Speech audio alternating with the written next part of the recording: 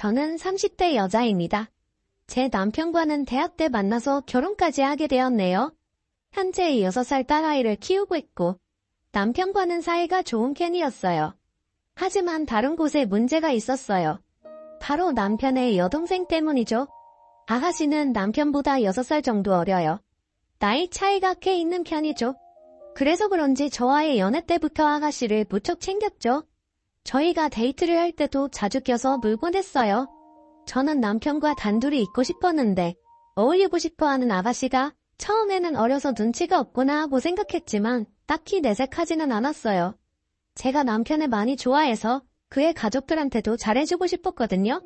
그 당시 아가씨는 고등학생이었어요. 결혼 전부터 항상 저를 언니라고 부르며 잘 따랐던 기억이 있어요.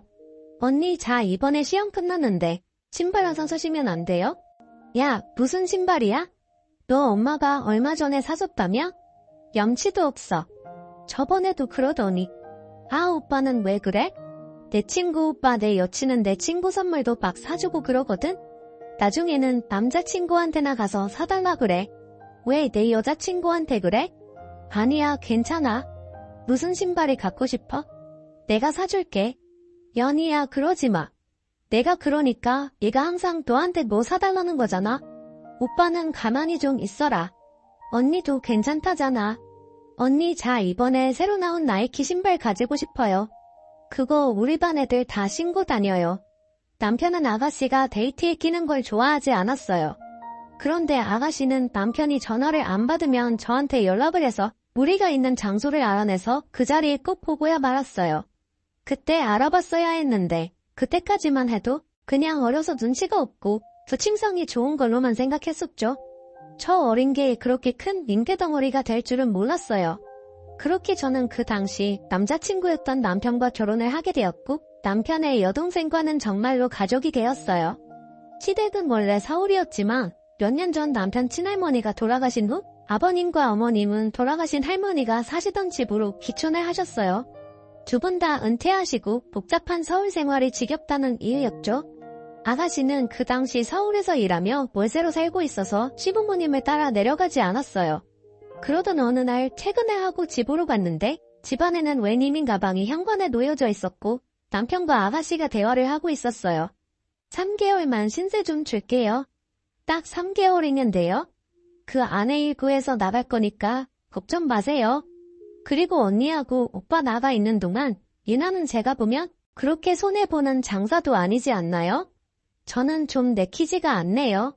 오늘은 자고 가는데 내일부터는 나가줬으면 좋겠어요.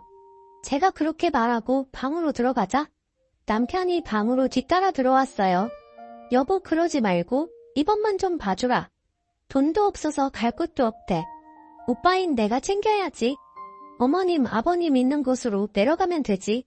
그 시골에 무슨 일자리가 있겠어. 여기 있으면서 일 구하고 3개월 지나도 안 나가면 내가 내쫓을게. 아, 몰라. 아무튼 난 싫어. 느낌이 안 좋아. 전 남편의 설득에도 불구하고 극구 반대를 했어요. 그러자 다음날 일하고 있는 중에 시어머니한테서 전화가 왔어요. 어머니, 어쩐 일이세요? 유나 애미야, 유나 통해서 얘기는 얼추 들었단다. 나도 내려오라고 설득을 해봤는데 이 시골에는 죽어도 우기가 싫다는구나. 내가 너 그렇게 좀 이해해주면 안 되겠니? 일 구하면 내가 보증금을 내서라도 내보내주마. 어머니까지 이렇게 말씀하시니 무작정 안 된다고 내쫓을 수도 없는 노릇이었어요. 그래서 3개월만 참자하는 생각으로 아가씨와 같이 살게 되었어요. 3개월만 같이 살자던 아가씨는 2년 동안 저희 집에서 기생하며 살았어요. 2년 동안 집에서 빈둥거리며 살은 20kg이나 찌웠죠. 인간의 몸으로 계란을 한 번에 10개를 까먹는 게 머슬매니아 출전하는 보디빌더 말고는 해당 사항이 없는 줄 알았는데 말이에요. 이거 말고도 스트레스 받는 게 한두 개가 아니에요. 생리대 쓴 거를 변기 위나 휴지통 위에 그대로 놓고 청소나 설거지는 당연히 안 하고요.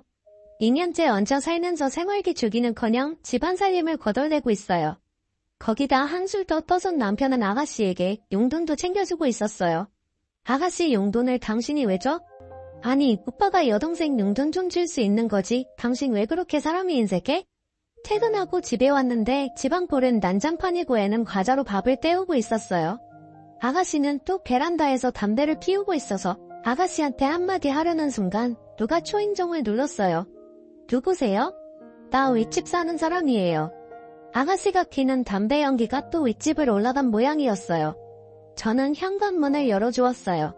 그랬더니 윗집 아주머니가 속사포처럼 저를 몰아붙이는 거 아니겠어요? 아니 내가 베란다에서 담배 피지 말라고 몇 번을 얘기해요? 죄송합니다.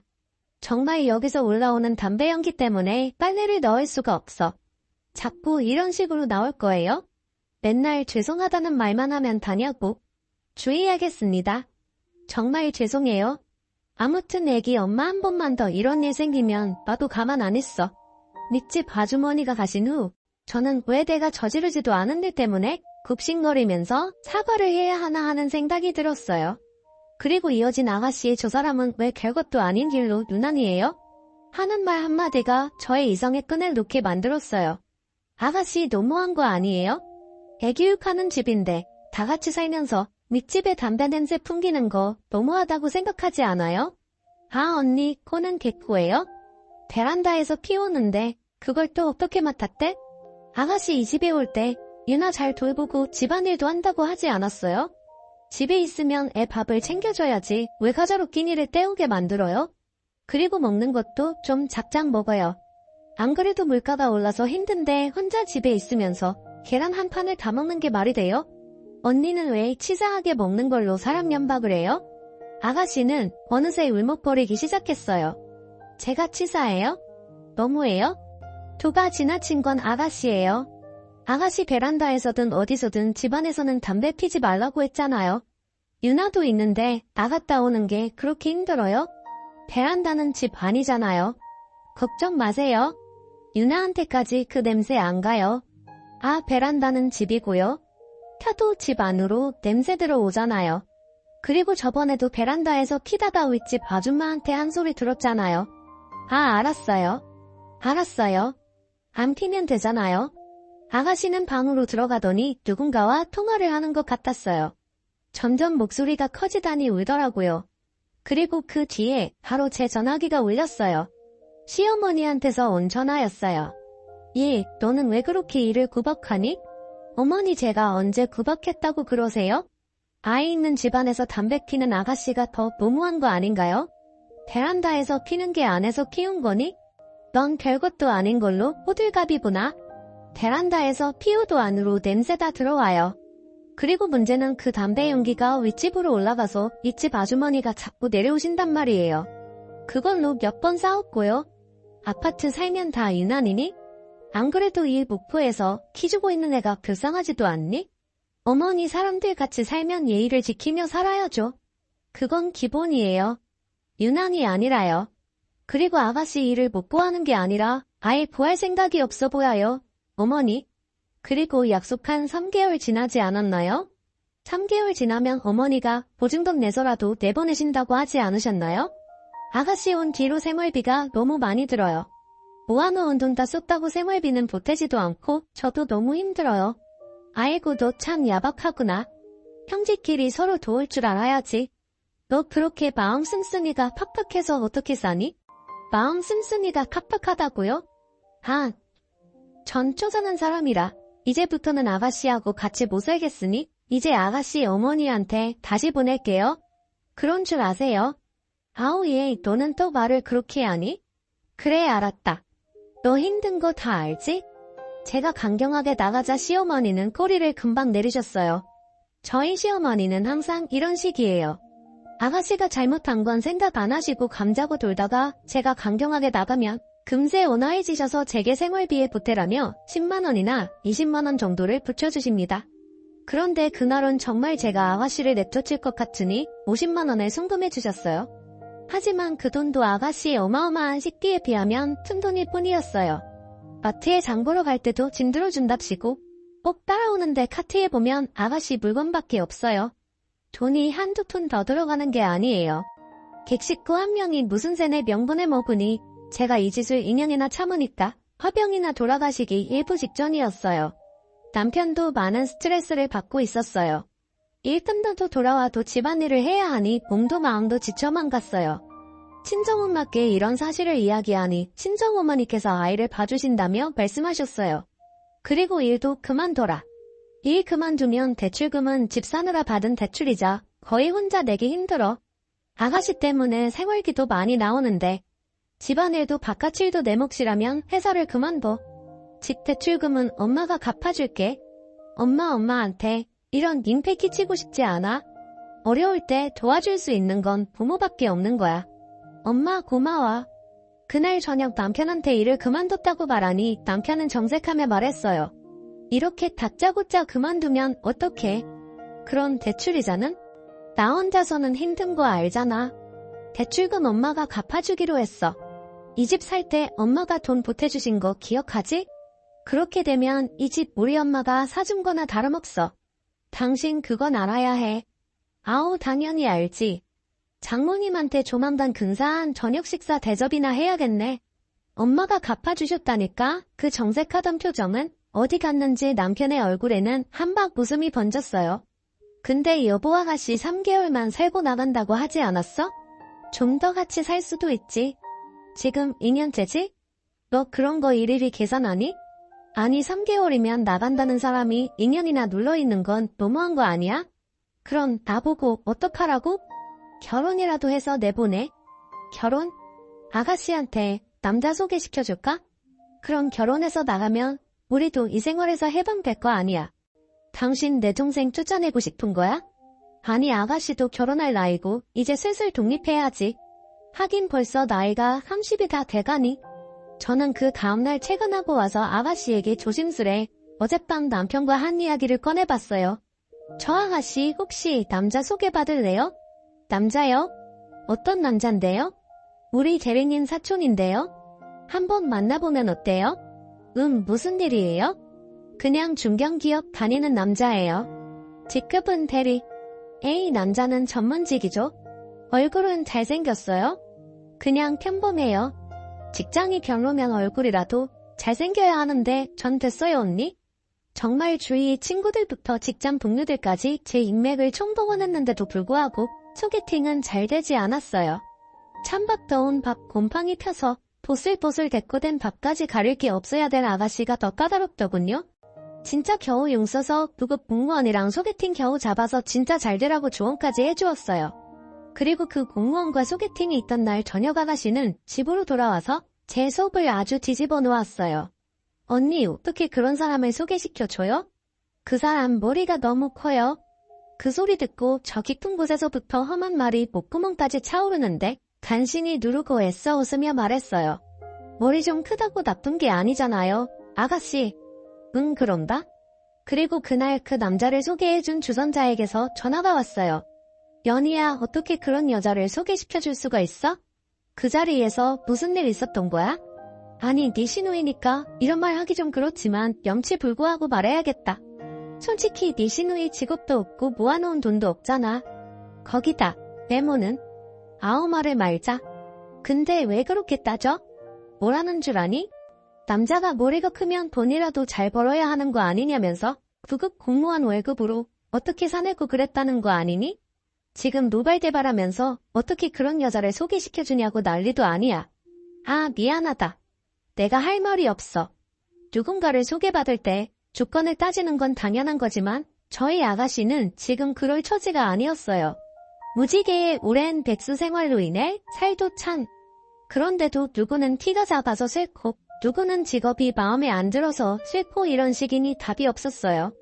어느 날 집 근처 카페에서 대학 때 남자 후배와 후배의 친구를 같이 만나게 되었어요. 그날 합석한 후배 친구는 잘 알지는 못하지만 대학 때 몇 번 모임에서 만난 적이 있어서 얼굴은 아는 사이였어요. 오랜만에 후배가 저희 집 근처에였다며 연락이 와서 얼굴이나 한번 볼 겸 후배가 기다리고 있다는 카페에 가서 후배와 후배의 친구와 함께 담소를 나누고 있었어요. 그걸 지나가다가 아가씨가 봤는지 카페 안으로 들어오더라고요. 언니 아가씨가 웬일이에요? 그냥 지나가다가 언니가 보여서요. 이분들은? 아, 제 대학 때 후배하고 후배 친구예요. 여기는 우리 아가씨. 제가 소개를 하자 아가씨와 제 후배는 서로 인사를 했어요. 인사도 했으면 그냥 집으로 가면 될 텐데 아가씨는 계속 그 자리에 남아있고 싶어하는 눈치였어요. 아가씨 집으로 안 가요? 저 여기 좀만 더 있으면 안 돼요? 아가씨가 여기 있으면 제 후배가 많이 불편해하지 않을까요? 그래도 집에만 있으면 심심한데? 계속 자리에 남아있으려고 하는 거 겨우 설득해서 집으로 돌려보냈어요. 그 자리에 계속 남고 싶었던 이유가 아마 후배 친구가 얼굴이 좀 잘생겼었는데 그 친구 때문인 것 같더라고요. 아니나 다를까 후배를 보낸 후 집으로 돌아왔더니 아가씨가 저를 붙잡고 그 남자가 누구냐며 꾸직꾸직 해묻더라고요. 언니 그 남자 누구예요? 아까 그 자리에 있었던 잘생긴 남자요. 아, 제 후배 친구요? 저도 잘은 몰라요. 언니 이상한 남자들 말고 그런 남자를 소개시켜달라고요. 그 이후로 아가씨는 제게 그 남자를 소개시켜달라고 졸라댔어요. 저는 잘 모르는 사람이고 또 지난번처럼 아가씨가 무례하게 굴어서 후배하고도 사이가 어색해질까봐 거절했어요. 그런데야도 끈질기게 소개시켜달라고 하니까 하는 수 없이 후배에게 그 남자에 대한 이야기를 꺼냈어요.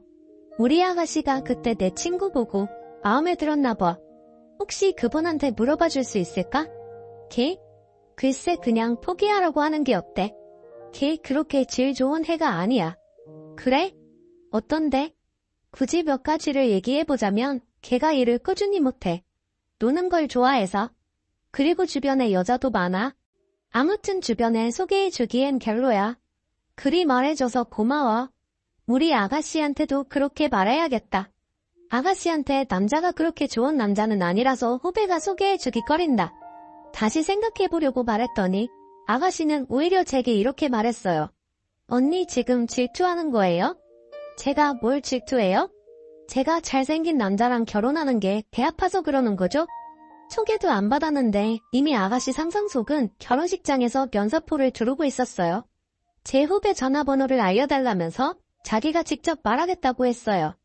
결국 포기하고 후배한테 말해서 그 남자를 아가씨한테 소개시켜 주었어요. 솔직히 아가씨가 차일 줄 알고 결걱정 없이 소개시켜 준 거였는데 나중에 둘이 결혼한다고 집에 인사를 시킨다고 하는 거 아니겠어요? 일단 시부모님 만나기 전에 저와 남편과 함께 식사하는 자리를 마련했었어요. 저희 부부 둘 다 왜 저런 남자가 우리 아가씨를 만나나 하는 회심 어린 눈빛으로 그 남자를 볼 수밖에 없었어요. 잠시 화장실을 간 사이 우연히 그 남자가 누군가와 통화를 하는 것을 듣게 되었어요. 야, 완전 대지가 따로 없다. 지는 쥐뿔도 없으면서 남자 외모는 엄청 따져요. 뭐 그래도 어떡하냐? 명품 몇 개 다 뜯어내려면 참고 만나야지. 그럼 그렇지. 괜히 우리 아가씨를 만나는 게 아니었어요. 그런데 저희 아가씨가 무슨 돈이 있어서 저 남자한테 명품을 사주나 하는 의구심이 들었어요. 설마 시어머니가 저 몰래 아가씨한테 따로 돈을 준 게 아닌가 하는 생각이 들더라고요.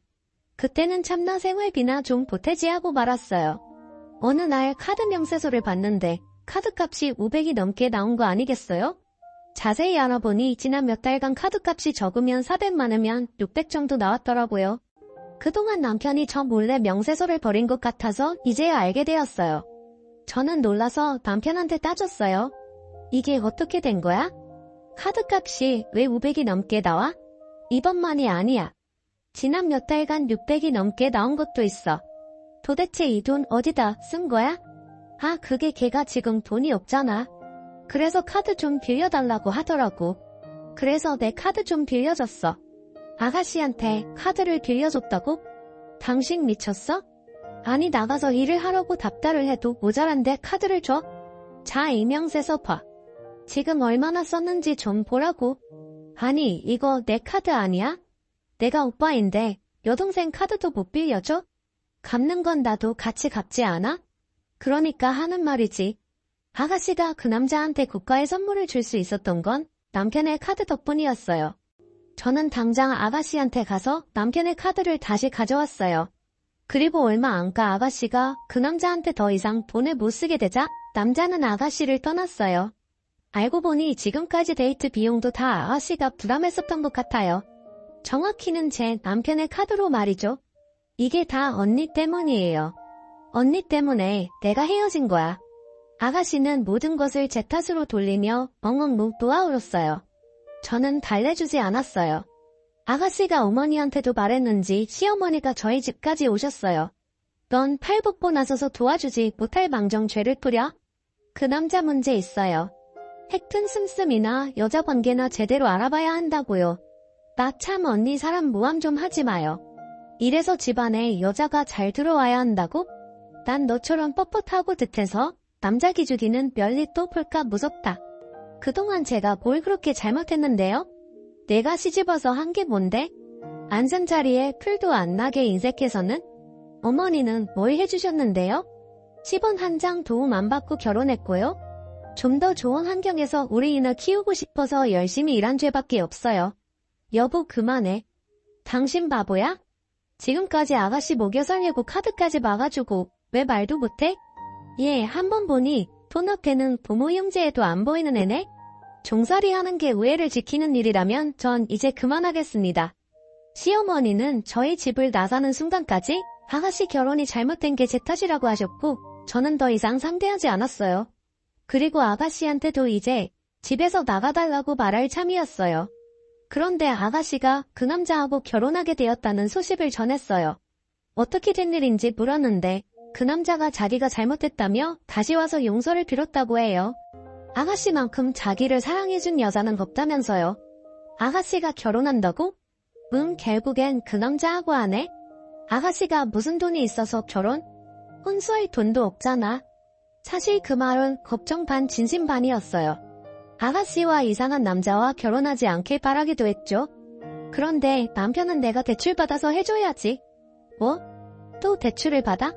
이직 대출금도 엄마가 갚아준 거야. 잊었어? 아, 내 돈으로 내가 갚을 테니까 걱정하지 마. 제 만류에도 불구하고 아가씨는 결국 그 남자와 결혼하게 됐어요.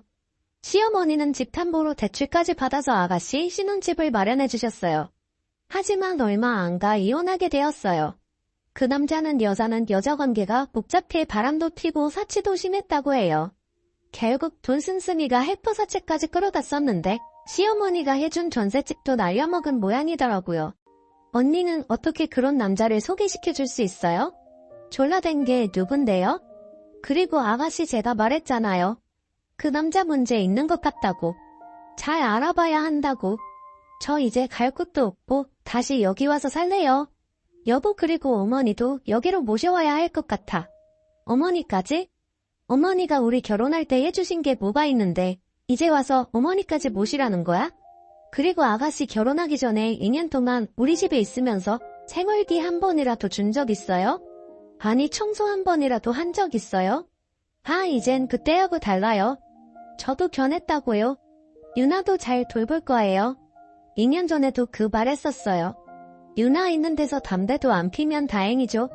여보 일자리 구하면 생활비도 보태겠다고 나하고 약속했어.